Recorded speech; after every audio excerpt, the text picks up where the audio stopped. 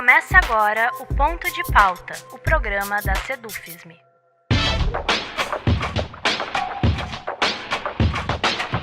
O Encontro de Saberes é um movimento iniciado em 2010 na Universidade de Brasília pelo Instituto Nacional de Ciência e Tecnologia de Inclusão do Ensino Superior e de Pesquisa e já alcançou diversas universidades públicas no território nacional e também fora dele. O projeto é a realização concreta de uma proposta de descolonização do pensamento e da prática acadêmica, tanto no âmbito do ensino superior quanto na pesquisa brasileira. O foco desse movimento é a inclusão de mestres e mestras dos saberes dos povos tradicionais, indígenas, quilombolas, culturas populares, como docentes nas universidades e em disciplinas. Intrinsecamente ligado ao movimento Encontro de Saberes está a titulação de notório saber, reconhecimento institucional para estes mestres e mestras das comunidades, para que eles possam, mesmo sem diploma acadêmico, ministrar e colaborar com disciplinas, participar de programas e projetos de pesquisa e ensino, integrar bancas acadêmicas, como instituiu, por exemplo, recentemente a própria UFSM através da resolução número 236, em novembro de 2025, que regulamentou o reconhecimento do título Notório Saber.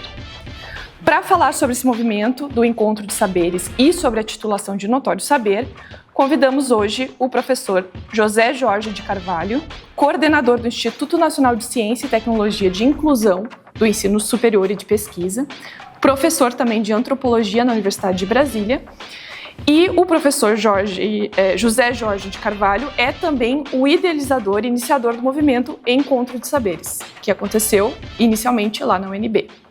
Eu sou Natália Drey Costa e o ponto de pauta de hoje é sobre o movimento Encontro de Saberes e o notório saber nas universidades públicas brasileiras.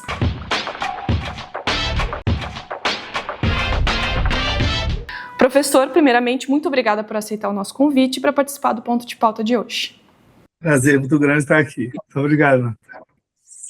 Para a gente começar a nossa conversa, professor, nós gostaríamos que o senhor nos explicasse o que é, fizemos essa introdução, né? Mas o que é o Encontro de Saberes?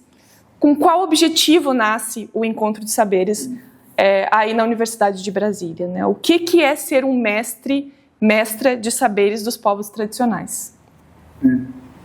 Bom, primeiro quero dizer assim, que você fez uma síntese muito correta, me parece muito completa do que é o Encontro de Saberes, né? E o pessoal talvez se perguntou de onde ele surge, como que ele surge. Qual que é o contexto exato? O contexto, na verdade, ele começa com a luta pelas cotas, porque nós tivemos, formulamos também a proposta de cotas da UNB, começou lá em 99, 2000 e finalmente foi aprovado em 2003. Então a UNB foi a primeira federal que aprovou as cotas para negros indígenas, chamadas cotas raciais. Inclusive, anos depois eu estive em Santa Maria, na luta pelas cotas lá. Foi um grande momento também, que eu lembro com muito carinho do tempo, acho que não sei se foi 2006, talvez 2005, 2006 que eu estive aí.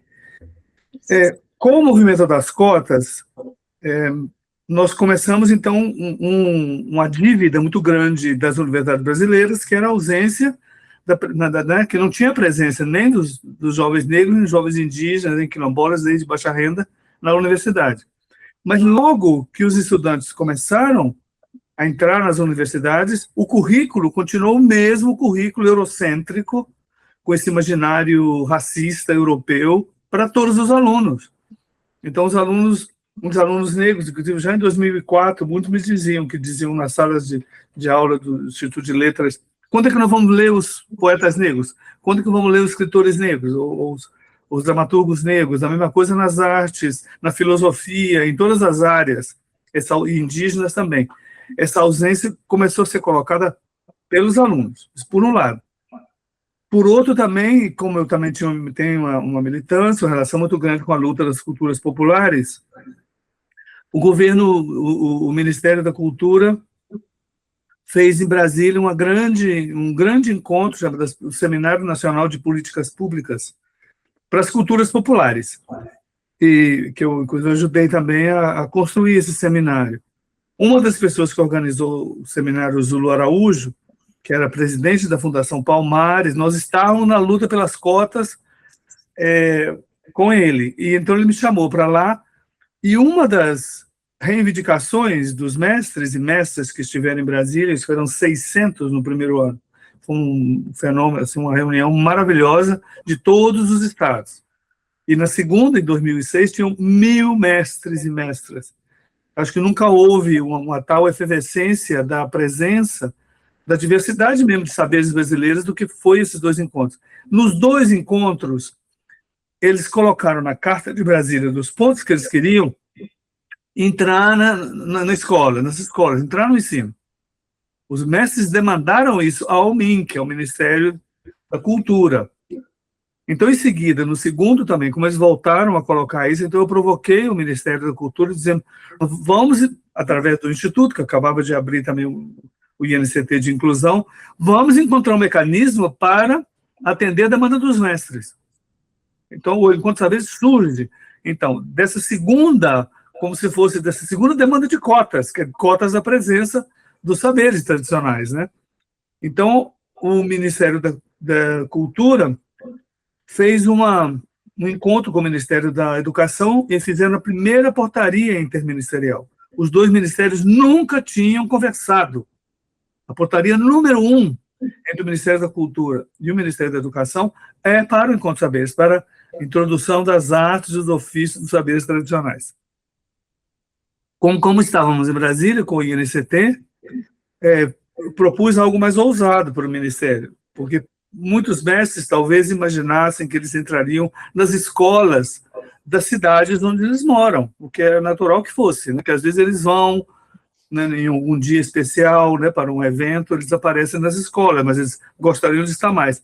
Eu sugeri, por que não no ensino superior? Porque se a portaria para o ensino formal, vale para o ensino superior. Então, o Ministério da Cultura apoiou o INCT. Então, rapidamente, em um semestre, nós tivemos que inventar uma estrutura nova. Não vamos perder essa oportunidade. Então, inventamos uma pedagogia própria, o termo Encontro Saberes, e uma maneira de funcionamento. Então, o Encontro Saberes vem complementando a luta da inclusão que começou com as cotas. Esse é o contexto, ele não pode estar separado das cotas, porque era uma dívida que nós tínhamos, mudar o currículo das universidades, para que elas reflitam essa diversidade de saberes, né? Não haveria outra maneira de fazer isso que não fosse com a presença dos mestres e mestras. Então, nós fizemos uma primeira edição piloto, em 2010, que você se referiu aí, né? Esse foi o contexto. E o MINC pediu de nós algo bem complexo, que fossem mestres das 5 regiões do país. E como o Ministério, né, vê o país todo, e era um projeto piloto, então nós trouxemos mestres dos 5 países, das 5 regiões do país, na primeira edição, que foi no segundo semestre de 2010. Eu não sei se isso responde, assim, esse contexto que você perguntou. Claro, responde sim. E aí essa primeira iniciativa, esse primeiro contexto, ele serviu depois para implementação nas outras universidades brasileiras. Não, o que aconteceu é que, com o apoio do MINC, nós fizemos, então, Encontros Saberes em Brasília em 2010, 2011, 2012 e 2013. Como foi crescendo e tornando-se, de fato, novos mestres chegando, e esse era um momento também do MINC, da Secretaria da Diversidade, né, da CID, da Identidade da Diversidade, ela viu aí que isso era, na verdade, uma realização também do que era a proposta de política pública da Secretaria. Ela sugeriu para nós, podemos apoiá-los porque vocês façam uma expansão do Encontro Saberes para mais 4. Então, eles deram um segundo recurso, porque a gente fez um acordo, então nós fizemos um acordo de 4 passou para 5, de fato, era para ser 4, virou 5, e nós, com o dinheiro, com o recurso do MINC, pagávamos a presença dos mestres, né, o prolabore dos mestres, e a universidade fazia a logística local, né, o transporte, né, alojamento, né, e todo o apoio aos mestres durante os dias que eles estivessem lá. Então, em 2014, que de fato o Encontro Saberes dá um salto, e ele passa para mais Brasília, passa até 6. Então, ele vai para Minas Gerais, Universidade Federal de Minas Gerais, Juiz de Fora, Universidade do Pará, Sul da Bahia e a Estadual do Ceará. Então, ela cresceu para diferentes regiões com diferentes saberes sendo incluídos, né, a partir das diferenças entre essas universidades.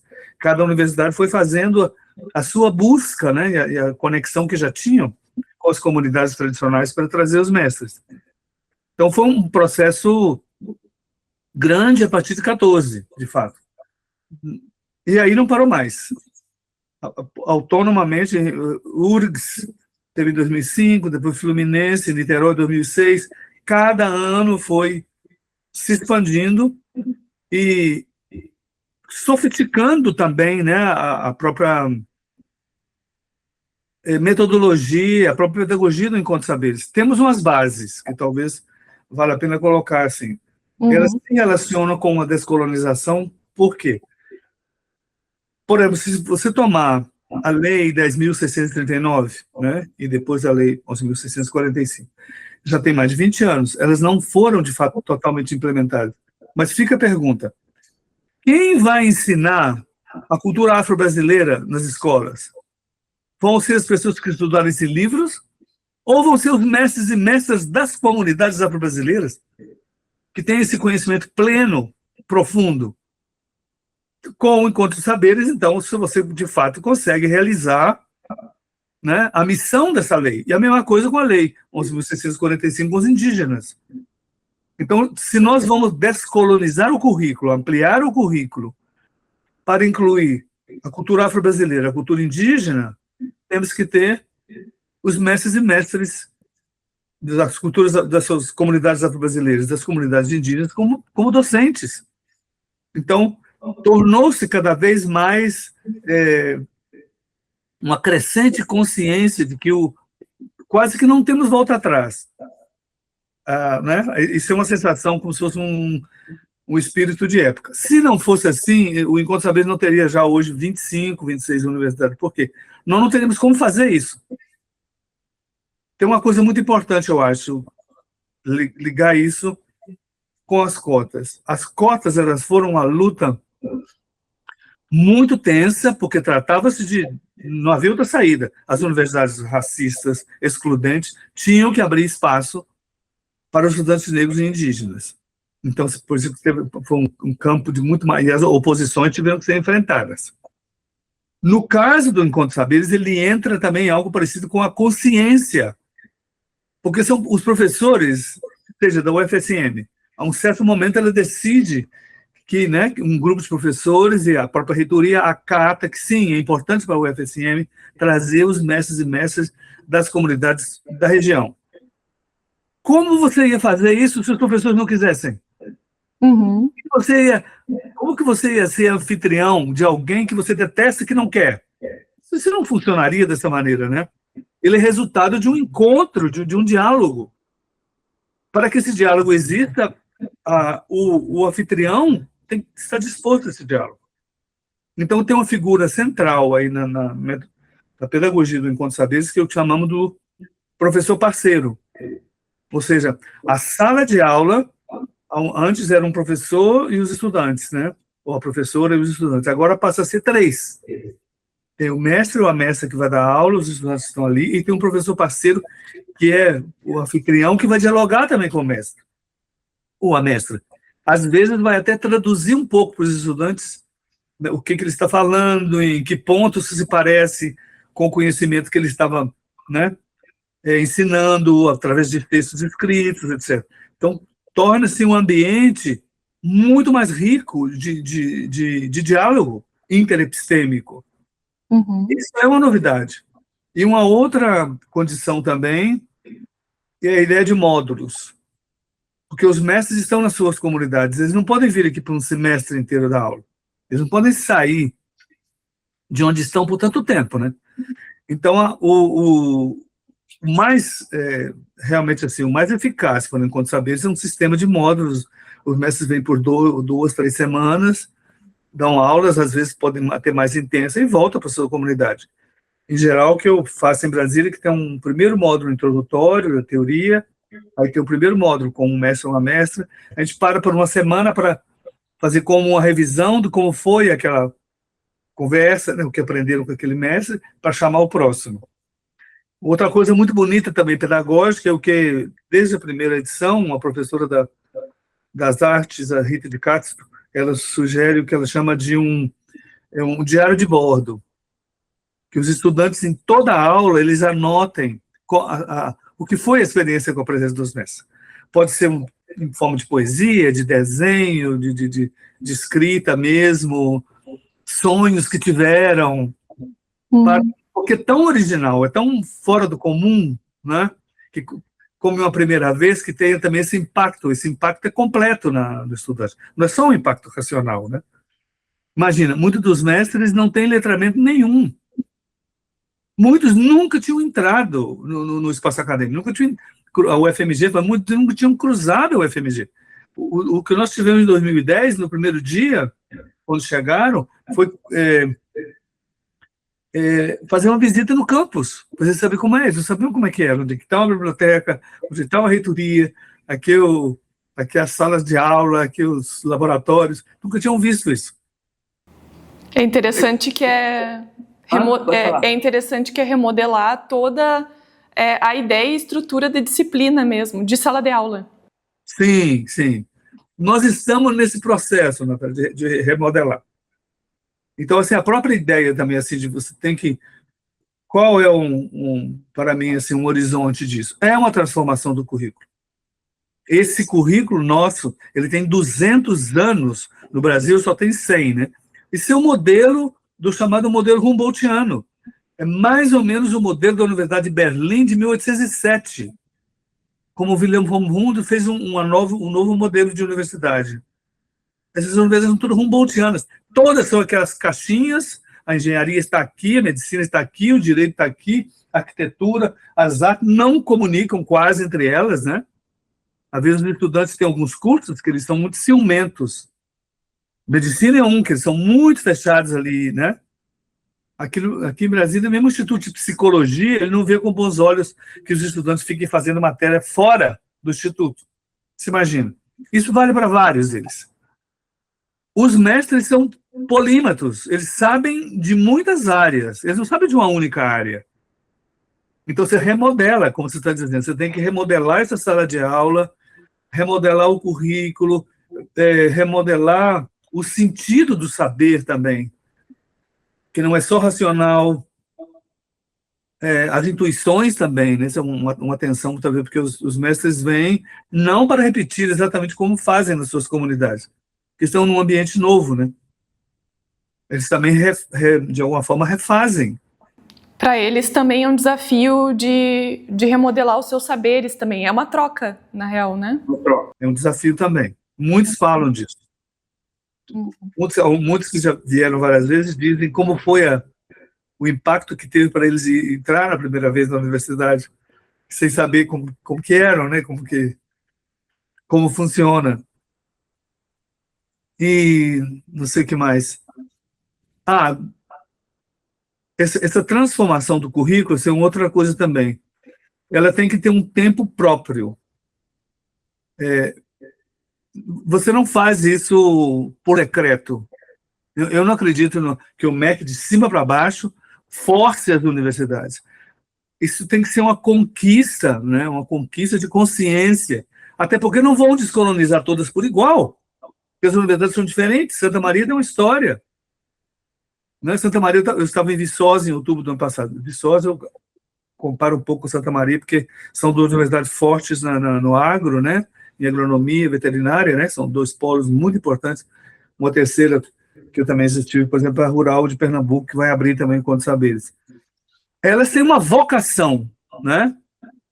Os mestres das regiões, os mestres que estão na zona da mata, estão relacionados com agroecologia, raizeiras, pode ser que estejam também algo parecido aí em Santa Maria, né? Mas como que elas vão entrar? Como que eles vão remodelar esse curso do agro, por exemplo? Isso vai ser resultado de um debate, né? de um trabalho interno com os mestres, com os professores, os conselhos.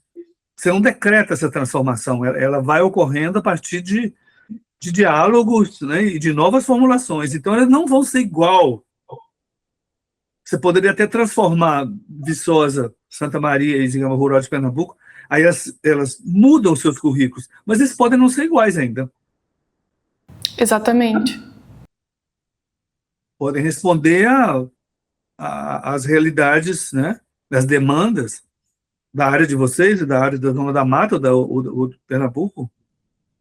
Sim. E aí, nesse sentido de reformulação acadêmica, de conhecimento, o senhor menciona em um artigo recente, de 2023, a questão das cotas epistêmicas, né? Que o senhor estava comentando sobre reformular a disciplina, a estrutura, os currículos, né? Que vem em conjunto com o movimento das cotas raciais e toda aquela discussão que a gente tem no começo dos anos 2000 ali.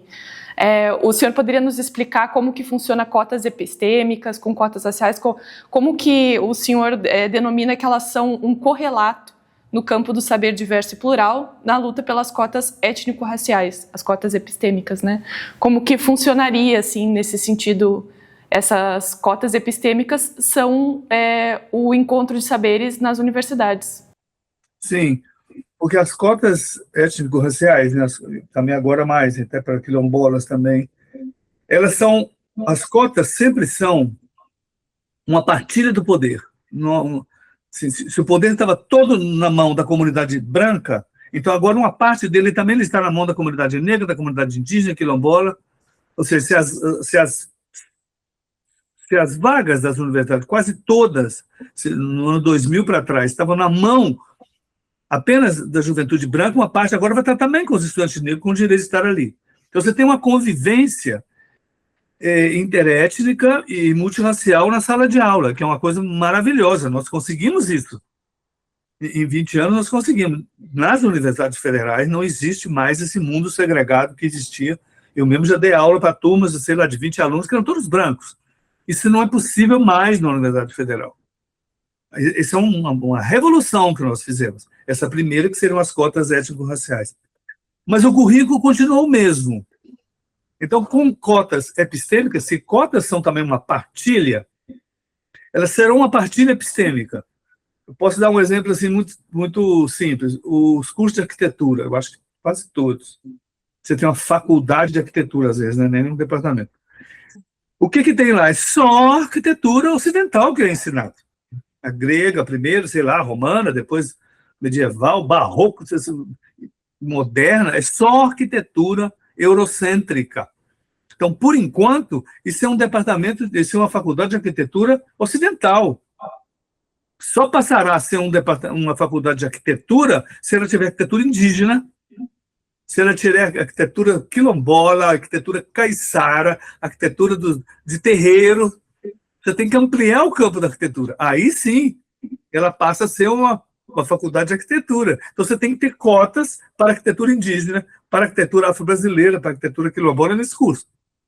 Filosofia. Como é que ela não tem filosofia afro-brasileira, filosofia afrodiaspórica? Vai ter que ter filosofia indígena. As outras filosofias vão estar. Música, a mesma coisa. Vou te dar um exemplo espetacular agora. Ontem à noite estava conversando com a professora Valéria Bittar, da UDESC, da Universidade, né, Estadual de Santa Catarina. Ficaram assim uns 5 ou 6 anos para transformar o currículo da música. Eu estive lá, acho que em 2022, faz uns anos já. Foi antes, depois teve a pandemia, mas voltou. Agora abriram. É um currículo que é o primeiro currículo do Brasil que, de fato, tem cotas epistêmicas na música. Ele tem o currículo da licenciatura e do bacharelado, completo, os dois. Quer dizer, uma pessoa que vai fazer licenciatura em música, para ser professor de música, vai ter vários semestres de música indígena, vários semestres de música afro-brasileira e de música das culturas populares. Nunca era assim, é só música europeia. e a música popular, que também é de formação europeia, né? A música popular que é ensinada no currículo. Isso foi resultado de um trabalho. As cotas epistêmicas são, no momento em que os currículos, então, reflitam o que eu chamo dos 3 troncos epistêmicos principais do Brasil. Nós temos um grande tronco epistêmico ocidental, matemática, física, química, todas as áreas, evidentemente. A base das nossas universidades é essa, a episteme ocidental. Mas nós teremos que ter um segundo tronco, que seria um tronco que estou chamando de afrodiaspórico, para não separar o mundo afro-brasileiro do mundo da África, porque são em comum. Nesse tronco, os saberes afro-brasileiros entram nos vários cursos. Em cada curso você vai compor como ele entrará. Não é uma fórmula única, né? Mas a presença vai estar, diferente também das cotas étnico-raciais, não é uma porcentagem. A porcentagem não é fixa. Não é assim, vai ter que ter um determinado número, o mesmo número, um número proporcional, né, de cursos, de disciplinas, ou o mesmo de bibliografia, vai depender dos mestres e mestres da região. Você vai ter muitos fatores para compor a presença dos troncos, mas necessariamente o currículo refletirá os 3 troncos. Então, nós passaríamos de uma universidade monoepistêmica para uma universidade pluriepistêmica. Para mim, a meta é essa. É algo totalmente novo. Eu sei que não é fácil, isso não é nem podemos ser onipotentes, e nem é uma fantasia, porque também temos um caminho, né? Nós já conseguimos abrir um caminho para chegar até lá. Você imagina, o currículo agora de uma faculdade, de uma escola de música, é pluriepistêmico agora. Se abrimos uma cunha. Paraíba é uma outra universidade, a UFPB, é Federal de Paraíba, que também está tentando mudar o currículo da música lá. Tem os professores lá que estão também formulando, estão na formulação. Estava dizendo para a professora Valéria ontem, que a professora Eurides de lá, se elas entram em contato, estimula, muda, logo em seguida pode ser que muda da Paraíba também. A mesma coisa, há outras universidades que estão tentando mudar o currículo da arquitetura, da psicologia, o movimento também, para que tenha psicologia de terreiro, por exemplo, da psicologia afro-brasileira, né? Porque os terreiros, as religiões de matriz africana, elas são um campo extraordinário de conhecimento. Tem uma filosofia, tem uma cosmologia, tem uma pedagogia, e elas têm também uma psicologia, né? Os cursos de saúde coletiva também estão se transformando para incluir as raizeiras, benzedeiras, todo o mundo da saúde indígena, dos pajés. Todo é um campo, então, para que seja pluriepistêmico brasileiro, com os nossos 3 troncos, né? Com as características deles. Se passarmos para um outro país, ele utilizará os troncos característicos daquele país. Mesmo os nossos vizinhos da América Latina vão compor de outro modo. Mas, então, as cotas epistêmicas, elas são um correlato, mas não quantitativo. As cotas étnico-raciais, elas têm um quantitativo, né? Elas são resultado de um diálogo interepistêmico. Você tem que construir esse diálogo para ir encaixando e ir transformando. Como vai operar? Desculpa se eu não estou falando demais, ou estou... Não, está ótimo. Tentando explicar, porque tem multidimensional, né? Nós teremos que, mais adiante, só para dizer a complexidade disso, porque você diz assim, nós não somos onipotentes, isso é muito difícil. O que eles chamam do perfil do egresso, você vai ter que mudar o que eles chamam do projeto político-pedagógico do curso, né? Sim. Né? Os cursos todos, ciências sociais, comunicação, qualquer um tem geografia, todos têm um projeto político-pedagógico, né? Se nós abrirmos encontros saberes nessas áreas, na geografia, na comunicação, na pedagogia, etc., aí você vai um número de cursos, de disciplinas, a bibliografia vai mudar, porque a bibliografia vai se expandir, ela não pode ser uma bibliografia só eurocêntrica. Então, você vai ter que mudar o que se chama o perfil do egresso. Qual vai ser... Se toma na área da Santa Maria, para a área do agro, né? O curso de agronomia que vocês têm, né? Sim. Ele é uma agronomia voltada para o agronegócio, na sua maioria, como todos são. Ele agora vai ter que ter quase que ser entre o agronegócio e a agricultura familiar. E a agroecologia. Então, por exemplo, vai ser questionado por que você vai ficar ensinando o veneno que se coloca na terra para o plantio. Isso vai ser questionado porque você pode ter outras formas de, até se for o caso de intensificar a produção agrícola, que não necessite do veneno. Por exemplo, a teia dos povos, o assentamento Terra Vista, do sul da Bahia, Joelson Ferreira, que é um mestre, ele usa um sistema que chama de cabruca, que, por exemplo, que ele fez salvar o cacau, que o cacau antes era né, um monocultivo, né? Grandes fazendas de cacau. Aí entrou em colapso por causa de um insetozinho chamado vassoura de bruxa, e eles foram destruídos. Ele recuperou o cacau, e agora ele tem um dos melhores chocolates do Brasil, fazendo um sistema que eles chamam de cabruca, que tem milho no meio, tem abóbora, tem feijão. Você coloca várias outras plantas junto com a árvore de cacau. Foi controlando a vassoura de bruxa. E controlando também o sistema das formigas. Então, ele não precisou usar nenhum veneno, nenhum químico. Aqui em Santa Maria, no nosso Centro de Ciências Rurais, nós temos os cursos de agronomia, engenharia florestal, tecnologia de alimentos. Todos poderiam se beneficiar dessa visão, né? Poderiam. Por isso eu digo, tem que ser construído esse diálogo. Ah, sim, aí tem outra coisa linda, né? Do mesmo modo que a gente convida um professor aí de Santa Maria para vir no Brasil dar uma conferência, ou ele vai à Bahia dar uma conferência, o Santa Maria pode convidar um mestre, como o Joel, se for Bahia, Santa Maria, para explicar como ele faz. Né? Ou os mestres também, como também tem em Viçosa, como também tem outras. E vice-versa. Sim, podemos se beneficiar, alimentos, tudo.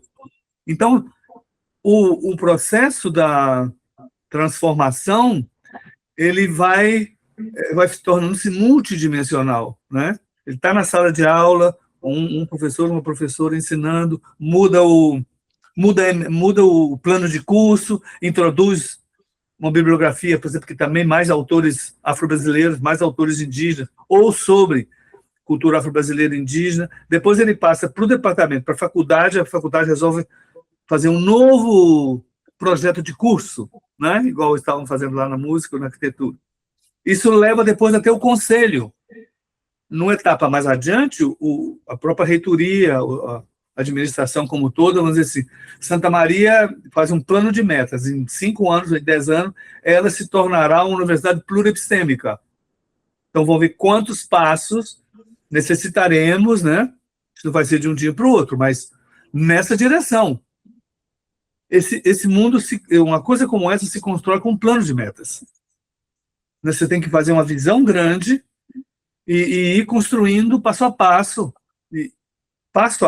e também para os lados, né?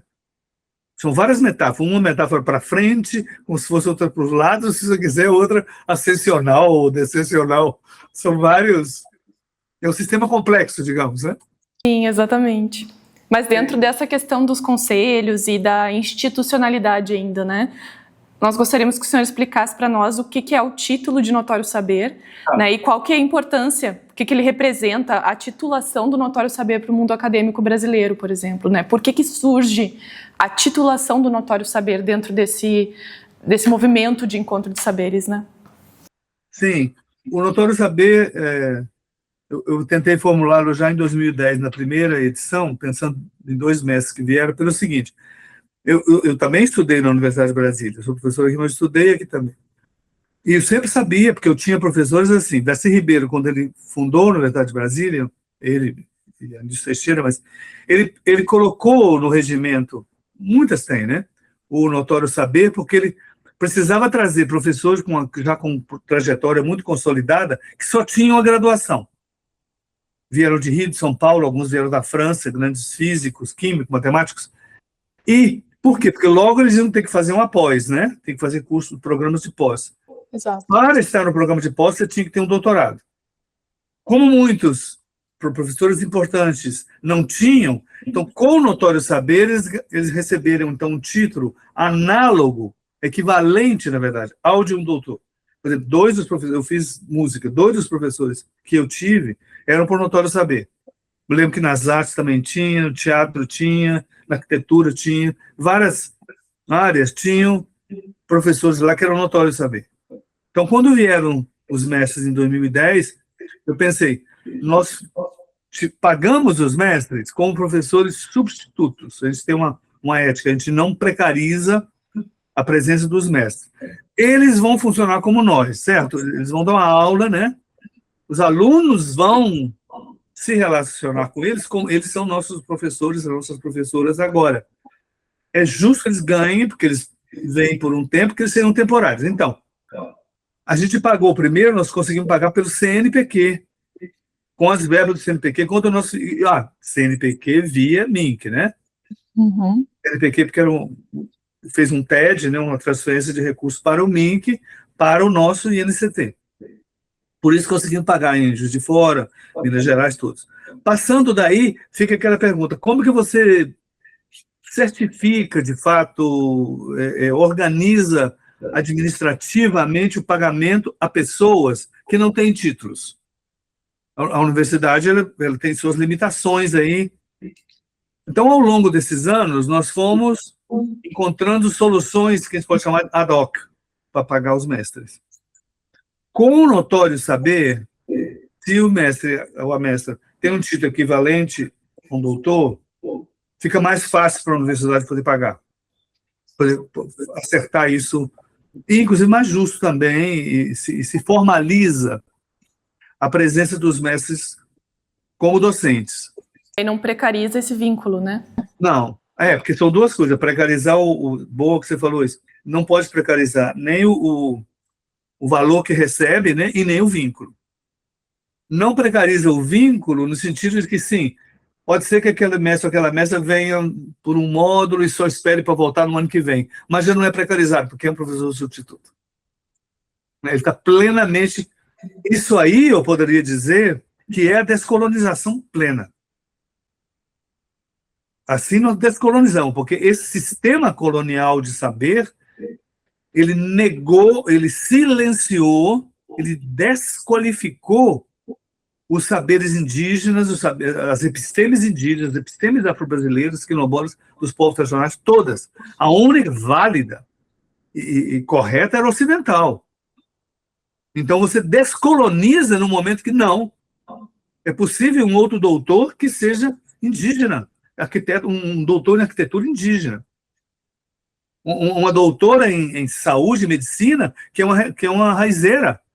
Pode ser, inclusive, uma pessoa que tem um letramento mínimo, só o ensino fundamental, não importa. Aí você, de fato, descoloniza o saber. Você consegue a descolonização epistêmica. Aí é o seguinte, o notório saber, essa equivalência, também, da mesma maneira que eu estava falando de outras coisas, é lento, é um processo que tem que ser feito com os detalhes necessários, né? Na UNB você tem 4 etapas para chegar ao notório saber.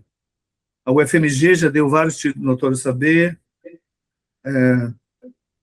Tem as resoluções, nós já temos umas 11 universidades. Você tem que passar no conselho uma resolução, acho que Santa Maria está fazendo isso, né? Isso, sim. Até quando eu estive lá no passado, eu já estava nesse processo. Passa-se uma resolução, a UNILA, nesse momento, que eu estou até participando, a resolução. Aí você junta um número de mestres e mestras que você quer titular, passa pelo departamento, pela faculdade, tem que se construir um memorial, assim como para um concurso, né, de professores que tem um equivalente, que é um currículo, um memorial daquele mestre ou daquela mestra, um parecer, tudo muito bem protocolado, isso chega depois tem que chegar à pró-reitoria de pós-graduação, né? Porque o MEC só aceita o notório saber vindo de uma faculdade que tenha doutorado. Tá. Para ser equivalente. Esse equivalente. Às vezes ele tem que fazer até alguns ajustes. Lá em Minas mesmo, em vários lugares, às vezes porque como os mestres são polímatas, eles podem entrar com o doutor saber por mais de um lugar. Por exemplo, o mestre Manil, que era o mestre que é o arquiteto, ele também é músico. Ele poderia ser um notório saber, então, pela música, como ele poderia ser um notório saber pela arquitetura, e como ele constrói a casa, ele é um engenheiro também. Então, você vai ajustar a qual melhor clima que você tem, até dos professores que estão participando do processo, para encaixar esse doutorado para que o MEC aceite. O mestre Joelson, que eu mencionei, ele é notório saber pela arquitetura, por exemplo, e não pela agronomia. Porque, de repente, uma faculdade pode não querer. Lembra, a gente não pode impor isso. Isso seria um desastre se fosse imposto, eu acho. Tem que ser uma transformação da consciência acadêmica. Em algum momento, o pessoal da agronomia diz, sim, de fato, a agroecologia deve ser parte, né? Outros saberes, outras ciências agronômicas existem, e nós vamos convidar. Mas, enquanto isso não ocorre, ele vira pela arquitetura. Então, o processo do notório saber é um processo que, neste momento, estamos como, eu creio que de um ano, daqui para 1 ano, 2, vai aumentar enormemente no Brasil. Porque são vários anos, né, que foi construído, que está sendo construído esses... Você tem que fazer, como é que chama? Um novo artigo do regimento, né? Acho que eu não sei se na Santa Maria já tinha, ou teve que fazer um novo. Teve que ser feita uma resolução. Uma resolução nova, né? Isso. Algumas universidades, como o Juiz de Fora, Rio de Janeiro, que já tinha, você coloca como se fosse um novo adendo a um artigo do regimento que permite. Então, ao invés de uma resolução totalmente nova, pode ser, como é que chama? Um caput. Você tem o caput daquele artigo, aí você faz como chama? Um caput, um adendo a ele, e já resolve. Então, isso é um quebra-cabeça administrativo, institucional, né? E que várias estão. Rio Grande do Sul, Fluminense, Unifesp, Sul da Bahia, nossa, são inúmeras.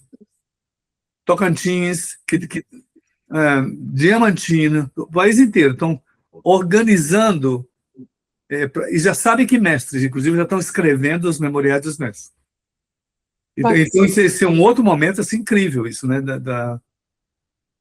E sobre os mestres mesmo, assim, quais são os relatos que o senhor tem desses mestres e dos estudantes, né, que estudam com esses mestres, dos impactos para eles, assim, a partir dessa relação com a universidade que eles constroem, assim?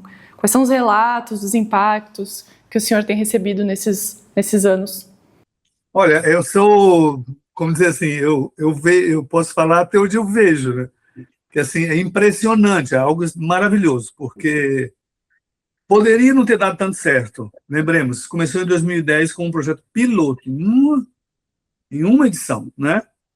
Ela poderia não ter tido muito, sei lá, muito efeito, né? Para que você veja, quando nós preparamos no primeiro semestre de 2010 essa matéria, quando abrimos, ia assim, os mestres iam dar aula, uma matéria mais longa uma disciplina de 3 vezes por semana, de 2 horas. A maioria das UNB são de 2 e algumas especiais são de 3. A procura de alunos para se matricular foi tão grande, passou de 200, só tinha 30, que nós tivemos que dobrar e abrir 2. Os mesmos mestres sacrificados de manhã e de tarde, segunda, quarta e sexta. Primeiro, então houve um desejo de fazer, quer dizer, um entusiasmo. A mesma coisa se repetiu nos outros anos.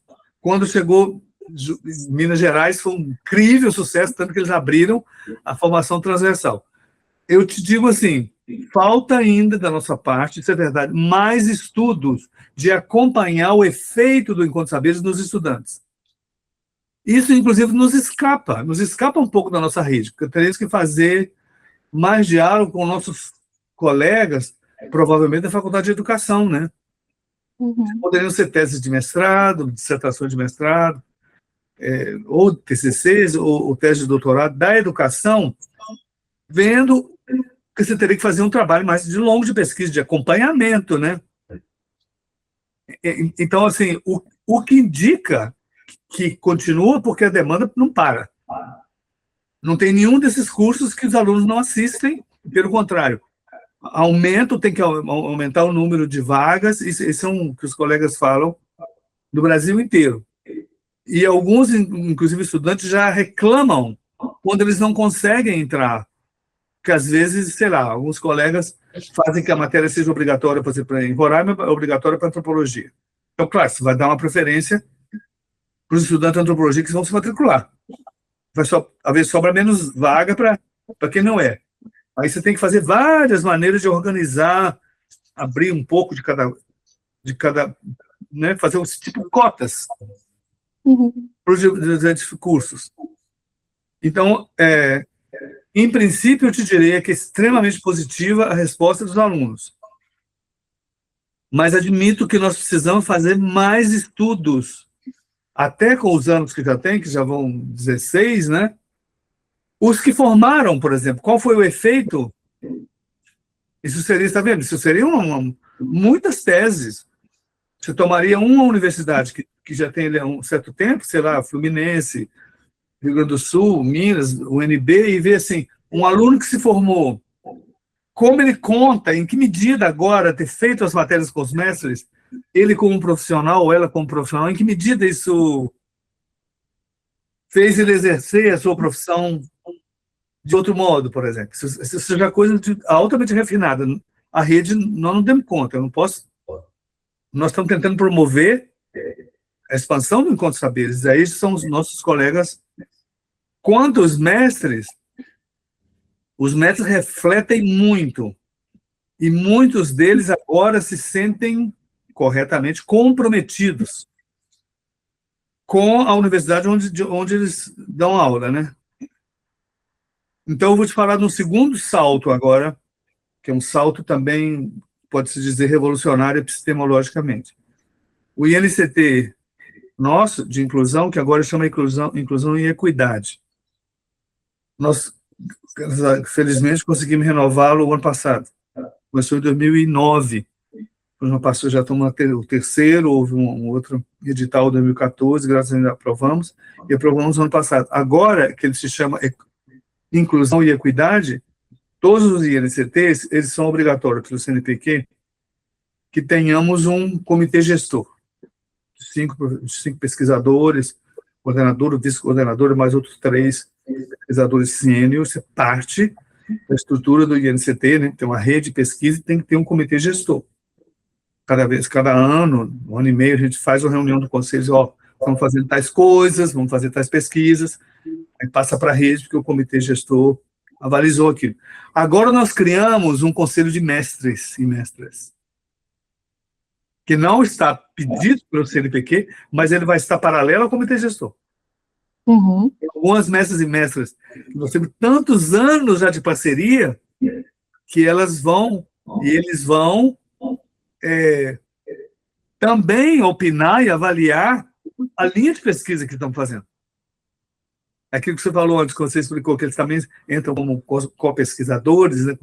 Agora eles estão não só como pesquisadores daquele tema, junto com os outros professores, mas como formuladores, vamos dizer assim, né? Daquele projeto grande, daquela rede grande. E isso só foi possível porque eles também se entusiasmaram de participar. Eles viram que a presença deles faz sentido, é importante. Não que eles continuam com suas comunidades, mas eles têm um lugar na academia. Alguns deles têm suas próprias críticas e questões sobre a academia. Tem vários deles. A Makota Kidoyale, por exemplo, que já até escrevemos textos juntos sobre sofrimento psíquico na universidade, ela fala de como que os estudantes estão que é um ambiente doentio, não é só ela que fala isso. Luciane Pio, que é a mestra Raizeira, também disse que os estudantes estão muito adoecidos. Ela vê nas salas de aula que ela já teve aqui, já teve em Minas, já teve na Fluminense, ela já teve em várias, ela observa isso. Joelson também fala a mesma coisa, ele vê questões complexas nas universidades. Então, não é que eles vêm só para... Eles vêm para contribuir, fazendo as leituras dos problemas que eles veem. Essa aceleração, né? Essa angústia, essa ansiedade que está nos alunos, eles dizem, às vezes, os professores, trazida pelo produtivismo, pela pressão, né? A que estão ambos submetidos. Na pós é enorme, né? Eles vivem sob uma ansiedade muito alta de cumprir prazos, professores também para cumprir não sei quantas coisas, de apresentar relatórios, etc. Então, eles estão dialogando agora num plano também de formulação. Exato. Professor, para nós concluirmos essa entrevista, a gente tem uma pergunta, né, do Núcleo de Estudos Afro-Brasileiros e Indígenas, que é o NEABI, que é um núcleo aqui da UFSM, né, que o senhor conhece e tal, foi eles que nos, inclusive, intermediaram o contato com o senhor, através do professor Anderson Luiz Machado dos Santos, que integra, né, o NEABI. Eles gostariam, né, de saber, que nós perguntássemos ao senhor, o que o senhor pensa a respeito das contribuições da UFSM para o reconhecimento dos notórios saberes, né? A gente teve essa resolução no final do ano passado, e eles também pedem que o senhor nos atualize. O senhor mencionou várias universidades ao longo dessa entrevista, mas que nos atualize sobre os dados de quantas universidades estão com essa política de reconhecimento, né, e quantas participam do projeto de encontro de saberes. Se o senhor puder nos passar essas informações. Claro, manda um abraço para o Anderson aí, sim. Das universidades que já têm encontro de saberes, com essa de ontem, né, que eu te mencionei, que é a UDESC, abril, já vão para 26, então 25, agora já vão para 26. É extraordinário. Cada vez que eu falo isso, eu mesmo fico perplexo, eu fico emocionado, porque isso começou conosco, né? Não ter saído daqui. Né? E o Mink poderia ter dito assim, tá bom, já fizeram, então chega. Aí pararia por aí, né? Aí o Mink permitiu que passasse para 6, aí foi crescendo. Então, assim, é extraordinário mesmo. E tem mais umas 5 que estão em processo, talvez, para o ano que vem. Agora, Anderson, quanto a... Eu teria que abrir, só que eu não quis colocar aqui uma apresentação, um PowerPoint. Eu tenho uma muito recente, só se eu ler esse aqui. Porque senão eu posso tentar de memória fazer a lista. Só de memória, mas pode ficar faltando porque tem... Olha, antes eu queria explicar assim, tem algumas que já têm a resolução pronta, tem algumas que estão esperando o momento do Conselho aprovar, tem algumas que o Conselho já aprovou, estão começando o processo, então você tem várias situações. Por exemplo, tem uma que aprovou e agora está parada, que agora que vai entrar. O NILA.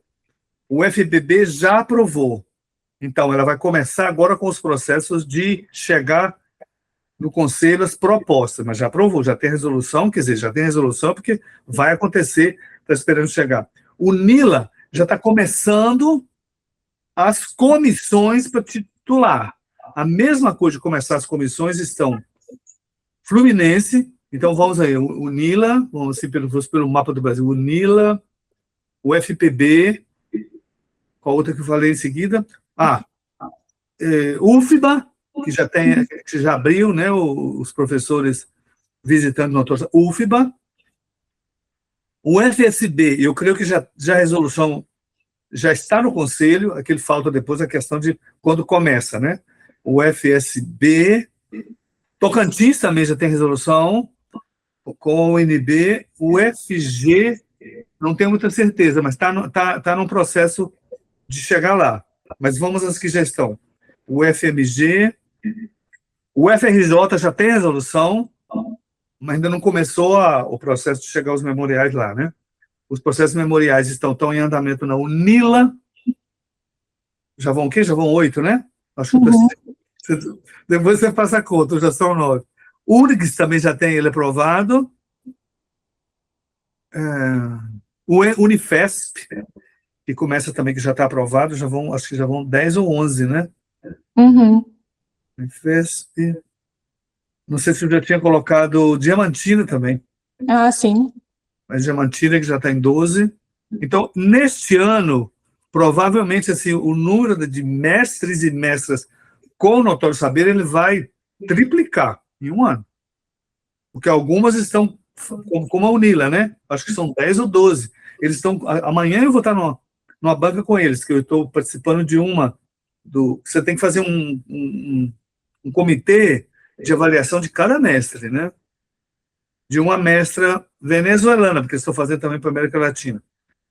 O UF, se juntar URGS, então, este ano vão titular de umas 12 universidades, você vai ter aí dezenas de mais mestres titulados. É isso que a gente fala, cada um no seu ritmo, né?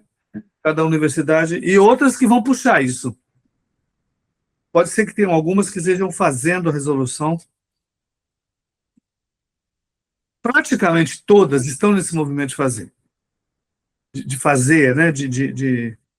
Eu não sei se eu estive na UFAM. Abriram o Encontro Saber. Onde abre o Encontro Saberes, em seguida vem uma resolução. O Roraima também estão lutando pela resolução. Então, assim, é complexo. É assim, um encontro de saberes, depois os mestres podem vir só para fazer uma síntese, depois vem, às vezes, como co-pesquisadores. Alguns já são co-orientadores, às vezes eles já vêm em bancas, né? A mestra do CELI já teve bancas de TCC, bancas de mestrado. Aí você tem o Encontro de Saberes. Aí você tem o Notório Saber, aí começa a fazer as resoluções, algumas estão fazendo, depois termina a resolução e é aprovada no Conselho.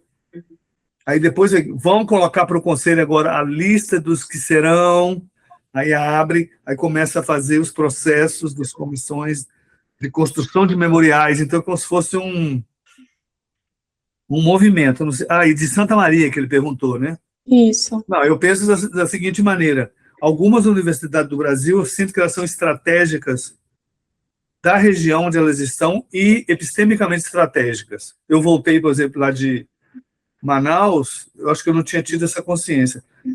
Manaus é um estado, para mim, estratégico do Brasil, por ser o maior. A questão da Amazônia é uma questão estratégica para o Brasil, corre um perigo de ser praticamente tirarem da Amazônia. O que está ali de problemas é gigantesco.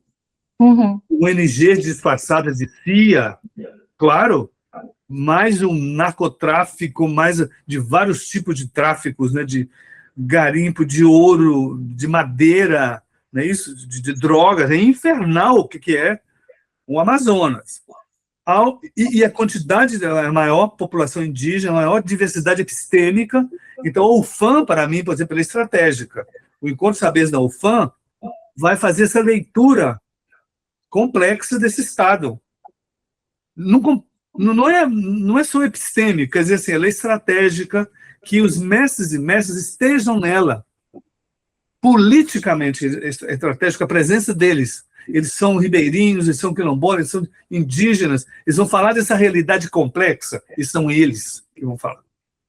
Então, por exemplo, ali em Santa Maria, esse é um lugar, para mim, que tem uma vocação de outra questão complexa no Brasil, que é o agro.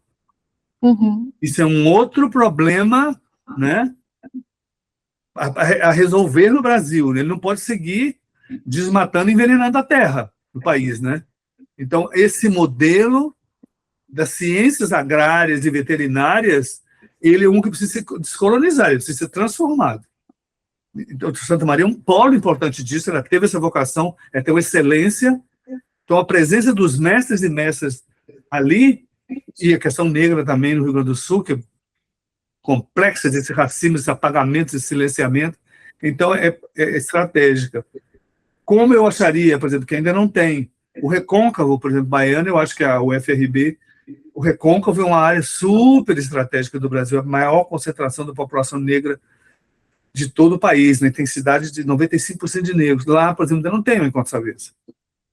as comunidades, tem muitas comunidades afros, né, não estão ainda falando para os estudantes, não estão formando a nova geração.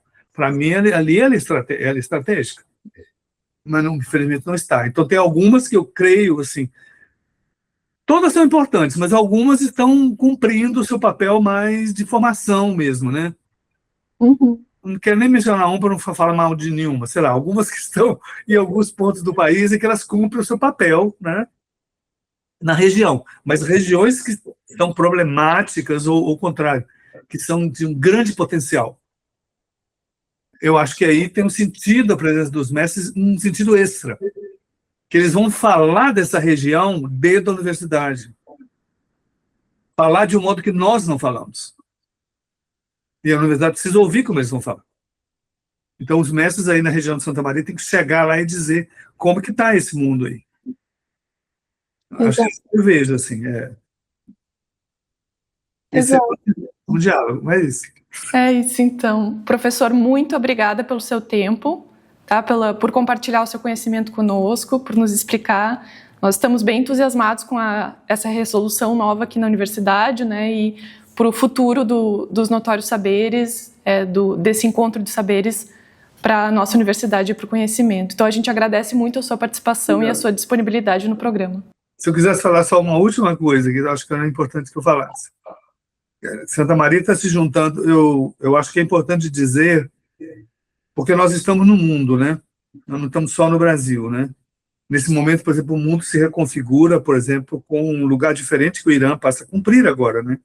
Uhum. Ele controla o Estreito de Hormuz agora. Antes ele não fazia isso. Agora, uma parte assim, da energia do mundo, tem que pensar o Irã, o império encolhe, né? Esse mundo unipolar, que também tornou-se um mundo monoepistêmico, que ele impôs a monoepisteme no mundo, ele também declina. Então, eu queria só colocar e lembrar o seguinte, o notório saber, ele é uma revolução não só no Brasil, não tem paralelo em outros países do mundo, ainda não vi, eu estudo isso o tempo todo. Essa ousadia nossa de dar um título de doutor a uma pessoa que é analfabeta e ser único. Por enquanto, isso não tem paralelo. O Encontro de Saberes já está em outros países. O notório saber ainda não. Isso é algo extraordinário. Eu espero que isso chegue logo aos nossos vizinhos, né? O Equador, Colômbia, Peru. É um pioneirismo incrível. Hã? É um pioneirismo incrível. Pioneirismo que é importante que a gente tenha, não para ficar vaidoso ou onipotente, não, para ter consciência e ter orgulho também de que nós, no Brasil, construímos coisas por nosso lado, né? A gente copia, nós somos uma mentalidade muito colonizada, mas também criamos. Lembrar isso aí, é só isso. Tá bem, professor, obrigada mesmo mais uma vez. Assim encerramos aqui o nosso ponto de pauta de hoje. Contou com a participação do professor José Jorge de Carvalho, coordenador do Instituto Nacional de Ciência e Tecnologia de Inclusão do Ensino Superior e de Pesquisa e professor de Antropologia da Universidade de Brasília. Essa edição do Ponto de Pauta, lembramos, como de costume, estará disponível em vídeo e podcast nas nossas redes sociais e em nosso site. O endereço é cedufisme.org.br. Obrigado pela audiência e até o próximo Ponto de Pauta.